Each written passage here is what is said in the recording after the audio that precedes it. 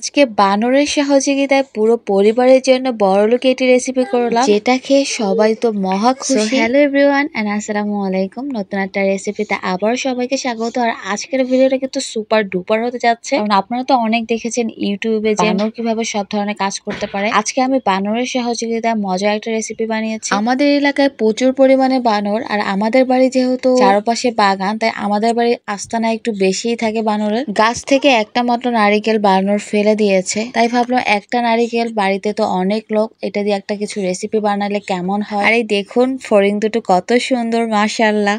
এখন আমরা নারিকেলটা কেটে নিচ্ছি, কিন্তু এই দাটা হচ্ছে ভাইরাল কণ্ঠশিল্পী তোহার গানের মতন ভোতা দা। এটা কাটতেই চায় না, অনেকক্ষণ ট্রাই করার পরে তারপরে কোনো রকমের এটা কেটে নেওয়া হয়েছে। এই নারিকেলের ভিতরে যে পানিটুকু ছিল সেটা একটা বাটিতে ঢেলে নিচ্ছি। আমাদের বাড়ির প্রত্যেকটা গাছেরই নারিকেল গুলো খেতে অনেক মজার, পানিগুলো অনেক মিষ্টি, মনে হয় যেন চিনি মিশিয়ে রেখেছে এরকম। দেখুন কত বড় একটা নারিকেল, কিন্তু ভিতরে ওরকম শ্বাস হয় না। আমাদের বাড়ির প্রত্যেকটা নারিকেলই অনেক বড় বড় হয়। এই নারিকেলের পানির মধ্যে একটু ময়লার মতো ছিল, তাই আমি একটা ছাঁকনির সাহায্যে সেগুলো পরিষ্কার করে নিচ্ছি ভালো করে। আর এই নারিকেলের মধ্যে যে শ্বাসটুকু ছিল সেটা আমি একটা চামচের সাহায্যে বের করে নিচ্ছি। আচ্ছা, আপনাদের কাছে নারিকেলের মধ্যে এরকম যে নরম নরম শ্বাসগুলো খেতে কেমন লাগে বলুন তো? আমার কাছে তো ভীষণ ভালো লাগে। আমি যখনই কোনো ভিডিও করতে চাই না কেন, আমার মেয়ে যে কোথা থেকে আসে আমি জানি না, ওকে রেখে আমি লুকিয়ে লুকিয়ে ভিডিও করতে আসছি, কিন্তু সে হাজির হয়ে গেছে। আর সে তো আমার বড় হেল্পার, সে বলতেছে দেও মা আমিই করে দিচ্ছি। তো আমি আর না করি নাই, বেচারি করতে চেয়েছে করুক। ও সব শ্বাসগুলো উঠিয়ে দিয়েছে মাশাআল্লাহ, খুব সুন্দর করে। যায় একটা কড়াইতে ডাবের পানি দিয়ে দিচ্ছি এবং তাতে 2 চা চামচ আগার আগার পাউডার দিয়ে দিচ্ছি। এই রেসিপিটা আমি কখনোই এর আগে ট্রাই করি নাই, এই প্রথমবার ট্রাই করছি। তো ভাবতেই পারি না যে রেসিপিটা এতটা মজার হবে এবং এতটা সুন্দর হবে। আর এ পর্যায়ে 2 চা চামচ পরিমাণ চিনি দিয়েছি। এখানে ডাবের পানিটা কিন্তু অনেক মিষ্টি ছিল, তারপর আমি 2 চা চামচ দিয়েছি। আপনারা যে যেরকম চিনি পছন্দ করবেন সেরকম বাড়িয়ে কমিয়ে নেবেন।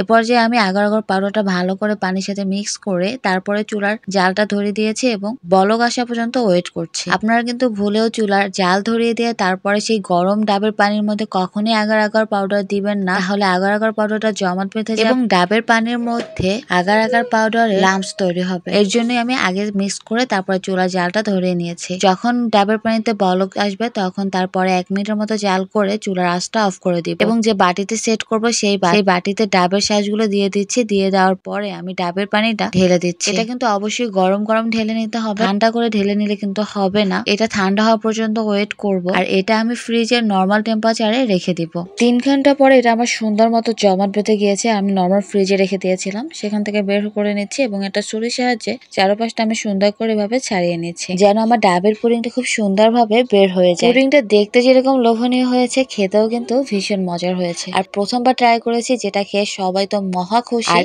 এই গরমে কলিজা ঠান্ডা করার জন্য এর থেকে আর পারফেক্ট রেসিপি হতেই পারে না। আপনারাও কিন্তু বাসায় ট্রাই করে দেখবেন। নতুন অতিথিদের জন্য এটা কিন্তু একটা বেস্ট ডেজার্ট হিসেবে ব্যবহার করতে পারেন, যেটা কিনা ছোট থেকে বড় সবারই ভীষণ পছন্দের হবে।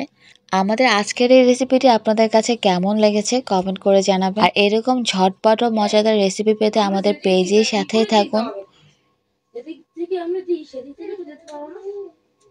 আবারও ধন্যবাদ জানিয়ে আজকের মতন বিদায় নিচ্ছি। সবাই ভালো থাকবেন, সুস্থ থাকবেন। সবাইকে আল্লাহ হাফেজ।